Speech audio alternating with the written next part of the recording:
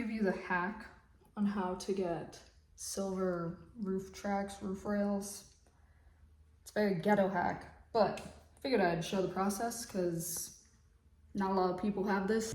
I noticed I forgot to give my materials list, so I had a torch with MAP gas, Rust-Oleum aircraft remover, I had sandpaper grits 320 to 3000, a foam polishing round with Blue Magic polish, and then I used a drill for sanding. You also might need epoxy. I just used JB Weld 5-minute quick set, and then you will need a respirator or an N95. I'd recommend a respirator over an N95 just because it seals to your face better. And that's for those of you who are going to be sanding and polishing these. Metal goes airborne really fast and you don't want to be inhaling it. So that's everything I used, I think. Yeah. Sorry, I'm standing on a paint can. My car's up on jack stands. To take it off, I always start at the back. I just pry up. There you go, it's off. I know, it feels so wrong. It's kind of scary. But those clips at the base, they just snap into this track. And you can double check to make sure all the prongs on the roof are fine. And to put it back on, you just realign them. I usually just make sure one end is aligned. And it'll just kind of naturally sit in there and really easy. We're gonna be using heat on this, specifically a torch. And you want to get the plastic tracks out of it so you don't burn the hell out of them. So on one side, you'll see there are 2 tabs. It's gonna make a scary noise, but you're just gonna pull back on them or push forward on them. So once you get both those 2 tabs out, you can pull back on the top of it, just pinch the whole thing, and it'll come out. Next one. There you go. Pinch it. Comes right out. So for getting the ends of the roof tracks out, you'll see that they're crimped in here, and you're gonna wanna pry up on that crimp and just slide it out. I use handy dandy cuticle trimmer to pry on things because it's small and it works. Once you pry those up, it'll come out very reluctantly. All right, now you have your... So for this next step, open up the garage, go outside, go somewhere where you can be safe. I ran out of propane, so I guess I'm using my MAP gas. This is a lot of heat for something like this, so you're gonna have to be really careful. Again, do it outside. Maybe don't inhale the fumes. Just a thought. I'm gonna be doing it in a different location because I don't want to be doing it in my garage. And then we're just gonna hit it real fast with the heat until you see it smoking. Take it off.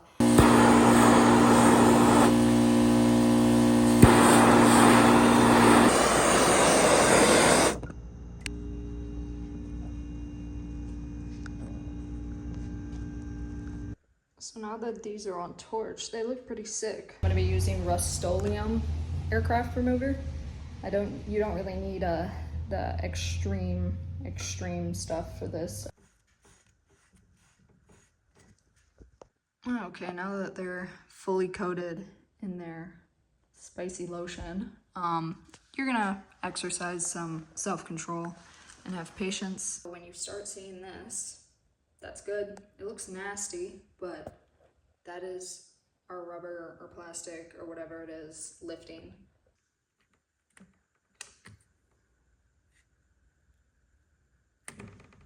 Because this is rubber and not paint, it is a little bit hard to peel it off.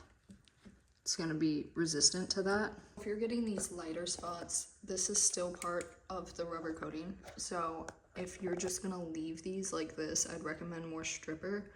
I'm gonna be sanding and polishing these in this video, so I'm not too worried about that, but the edges are still sticky, even though I've burned the hell out of them. So we're gonna do more stripper. I'd encourage you to use a plastic razor so you don't like scratch it. I mean, if you're feeling confident with like a metal razor, by all means do it.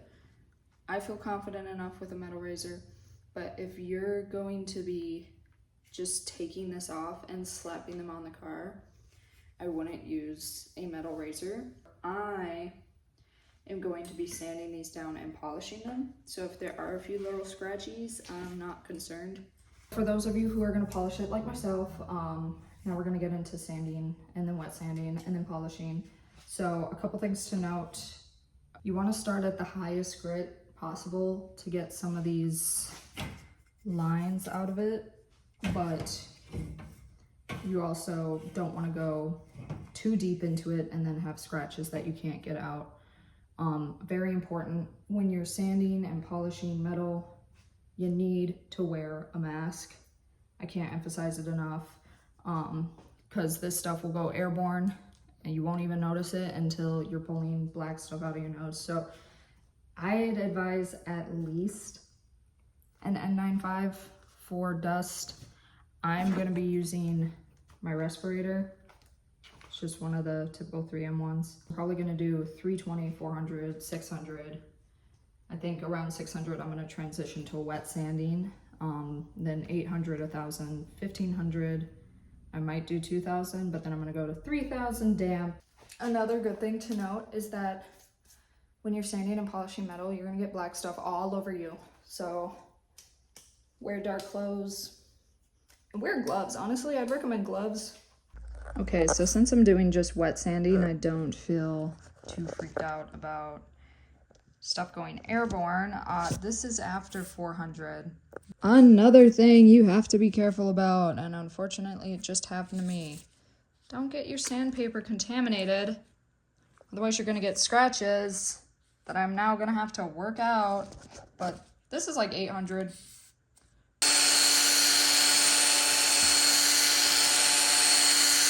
Here we are after 1000.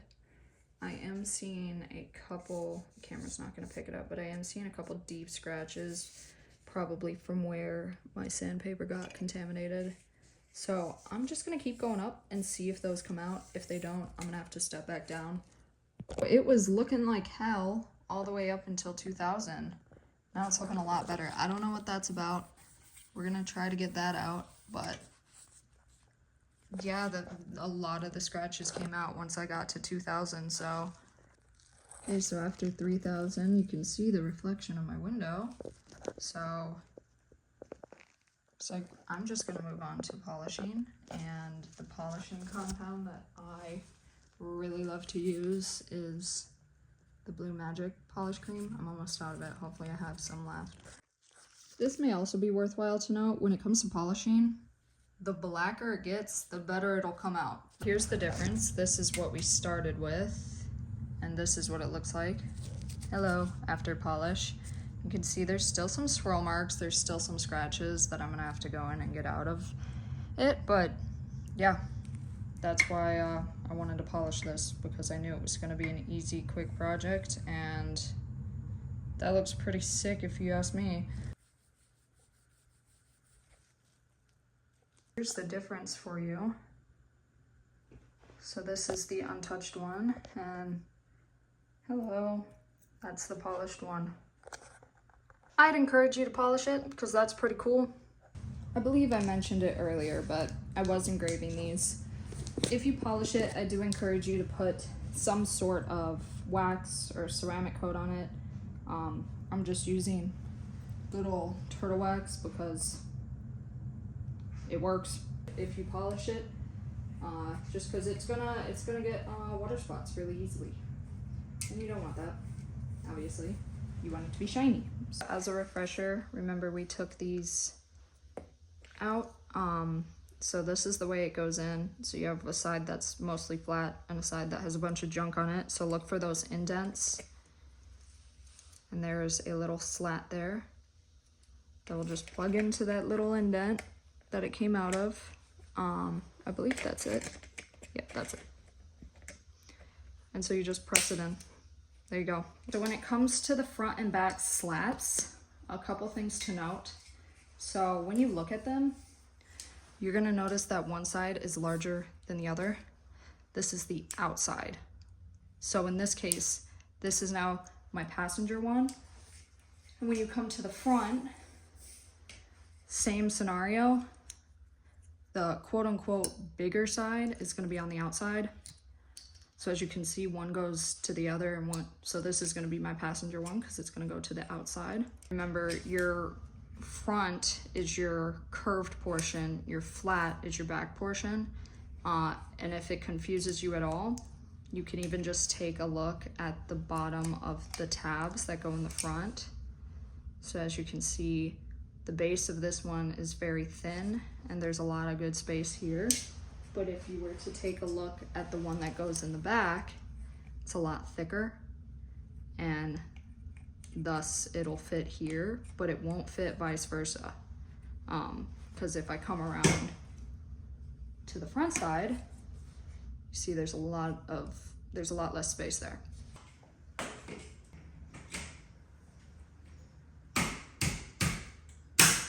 Here we go.